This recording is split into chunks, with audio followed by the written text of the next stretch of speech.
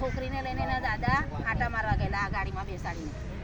તો 128 નંબર આગળ જતા હતા અને પાછળથી કૂતરા આવ્યા, એના દાદાને પાડી નાખ્યા. અને આ દાદાને તો ખબર જ નહીં કે છોકરી પડી. દાદાને ચંપલ તો હોરો પડી ગયો અને દાદા ઊંધા માથે પડી ગયા. અને પછી છોકરીને પાડી તો છોકરીની ગાડી ઊંધી પાડી. છોકરી તો ઊંધા માથે પડેલી, કોઈને ખબર નહીં. પછી પેલા બીજા કોઈ ભય હતા. સમસ્યા એ છે કે અમે 3 દિવસ પહેલા એક એપ્લિકેશન આપી હતી તાલુકા પંચાયત જિલ્લા પંચાયતમાં. આ સોસાયટીમાં કૂતરાને લગતી બહુ બધી પ્રોબ્લેમ છે, એના માટે બધા સોસાયટીના મેમ્બર્સ મારી સાથે આવ્યા હતા અને એઝ અ સામાજિક કાર્યકર્તા હું એમની સાથે આવી હતી એમની એપ્લિકેશન આપવા માટે. અમારી જે એપ્લિકેશન હતી એ એના માટે હતી કે આ સોસાયટીમાં કૂતરા છે તો અમારે જે પબ્લિક છે એ લોકોથી સારવાર સારી રીતે થાય, પ્લસ કૂતરાથી લગતા જે પણ બેનિફિટ્સ છે ગવર્મેન્ટના એ અમને વહેલી તકે મળે અને ગવર્મેન્ટ તરફથી અમને એ વસ્તુમાં જે પણ સલાહ મળતી હોય પબ્લિકલી એ અમને આપે, એના માટેની અમારી એપ્લિકેશન હતી. હવે એપ્લિકેશન અમે બહુ શાંતિ રીતે સોસાયટીના સભ્યોને લઈને હું ગઈ હતી. એના પછી અહીંના અમુક એનજીઓના કાર્યકર્તાઓ છે, સોસાયટીમાંથી કોઈ જ નહોતું, સોસાયટીમાંથી ખાલી એક જ બેન હતા, બાકી બીજા એનજીઓના અમુક કાર્યકર્તાઓ હતા. એ એનજીઓનું નામ હું નથી લઈ શકતી કેમ કે રીઝન એ છે કે હું એક એનજીઓનું નામ લઉં, એ એનજીઓથી લગતા અનેક વ્યક્તિઓ કાર્ય કરતા હોય અને બહુ સારી રીતે હૃદયથી કાર્ય કરતા હોય. અત્યારે હું એનજીઓનું નામ લઉં તો જે બધા જ કાર્યકર્તા સાચે હૃદયથી એ એનજીઓમાં કાર્ય કરે છે એમના માટે પણ ખોટું છે. એટલે એ અમુક એનજીઓના 1-2 વ્યક્તિઓ અમારા અગેન્સ્ટમાં ન્યૂઝમાં આવીને બોલ્યા કે એ બેનને શું એવું ખૂંચતું હતું, સોસાયટીમાં એવું કંઈ પ્રશ્ન જ નથી. તો સોસાયટીમાં બેન કોઈ પ્રશ્ન નથી તો આ આટલી મોટી પબ્લિક મારી પાછળ ઊભી છે. તે દિવસ એપ્લિકેશન આપવા માટે ગઈ હતી, તે દિવસ આટલી બધી પબ્લિક મારી સાથે હતી. મારી પાસે એપ્લિકેશનના સાથે ઓછામાં ઓછું આ સોસાયટીના 85% લોકોની સાઇન કરેલી છે.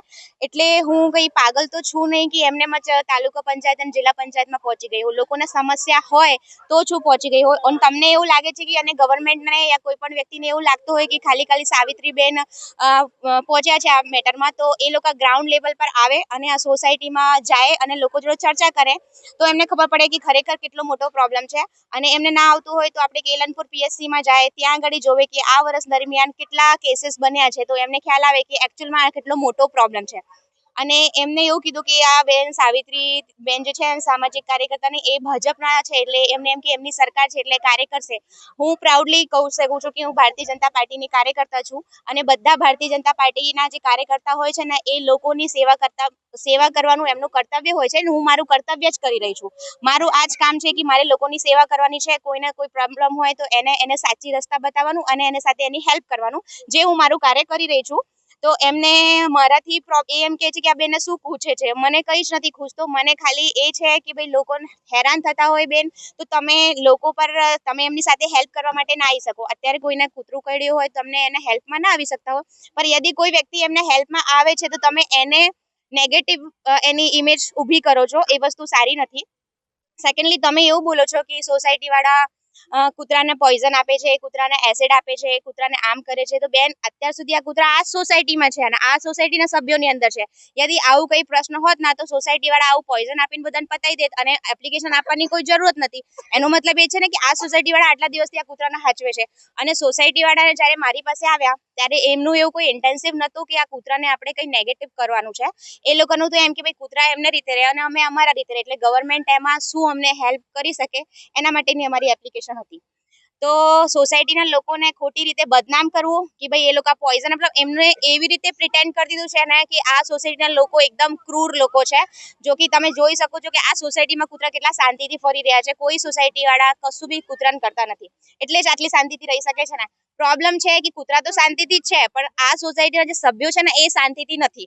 એટલે ગવર્મેન્ટ એમને શાંતિ માટે શું કરવાની છે એની અમારી એપ્લિકેશન હતી. અમારી કૂતરાની અગેન્સ્ટમાં કોઈ એપ્લિકેશન નથી. તો હવે તમે આટલા મોટા એલિગેશન્સ જો સોસાયટીના મેમ્બર્સ પર લગાવો છો, લાઈક તમે પોઈઝન આપવાનું, પછી એસિડ નાખવાનું, તો સોસાયટીના સભ્યો ભેગા થઈને બેન તમારા પર માનહાનિનો દાવો કરી શકે છે. એ તો મેં એમને શાંત પાડી રાખ્યા છે કે આપણે આવું બધું કરવું નથી, આપણે સામાજિક શાંતિ બનાવી રાખવી છે. તમારે બી આ સોસાયટીમાં રહેવું છે, એ લોકોને બી અહીંયા જ રહેવું છે. એટલે અત્યારે મેં એમને ના પાડી છે. અધરવાઇઝ બેન તમારા પર અત્યારે માનહાનિનો કેસ કોઈ પણ સોસાયટીનું એક પણ સભ્ય કરી શકે છે જો તમે એમના પર આટલા મોટા એલિગન્સ લગાવો છો. તમે બેસ વગરના, તમારી પાસે કોઈ પણ પ્રૂફ નથી અને તમે આટલું બધું સોસાયટીના ગલત તરીકેથી પ્રેઝન્ટ કરો છો, એના તમને કોઈ રાઇટ્સ નથી. અને બીજું તમે એમ કહો છો કે ભાઈ તમને ડોગ્સના બધા રૂલ્સ એન્ડ રેગ્યુલેશન્સ ખબર છે, રાઈટ? તો બેન આ નરેન્દ્ર મોદી સાહેબનું વિકસિત ભારત છે. નાનું છોકરું છે ને એને બી રૂલ્સ રેગ્યુલેશન્સ કાનૂન ખબર જ હશે. તો પછી મને તો ખબર જ હોય. મારી પાસે બી મોબાઈલ છે, મારી પાસે બી ગૂગલ છે. બધા નિયમ કાનૂન જોઈને અને વિચારીને જ આગળ પગલાં લેતી હોઉં. અને અમે જે પણ પગલાં લેતા હોય એ ગવર્મેન્ટના રૂલ્સના અકોર્ડિંગ જ લેતા હોય. ગવર્મેન્ટને સાથે લઈને જ ચાલતા હોય. ગવર્મેન્ટને એપ્લિકેશન આપવાનું એ અમારું અને સોસાયટી વાળાનું માનવ અધિકાર છે.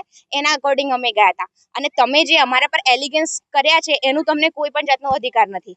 બસ મને આવા કહેવા માટે કે સોસાયટી વાળાનો કોઈ ત્રાસ નથી, એને ત્રાસ સાબિત કરવા માટે કે ભાઈ ત્રાસ તો છે જ, એના માટેની આ અત્યારે બધાને બોલાવવામાં આવ્યા હતા. હું સાવિત્રી રાજેન્દ્ર તિવારી, સામાજિક કાર્યકર. છોકરાની છોકરી છે, પૌત્રી છે મારી.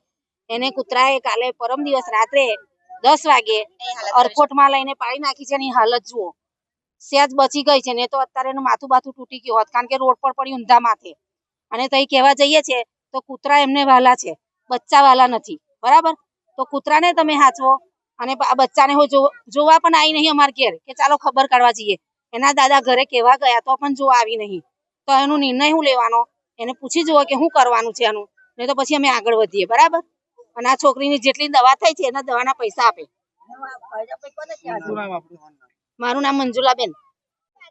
જી દાદા, આજે શું સમસ્યા છે આટલી બધી મોટી? આ જ્યારે મને કૂતરું કરડ્યું સાંજે 9:30 એ કદાચ 37:30 ની વચ્ચે, તો મને સામાન્ય લાગતું હતું કે કદાચ સામાન્ય હશે. જ્યારે મને અસર થઈ ને તો આટલો ઘા પડી ગયેલો.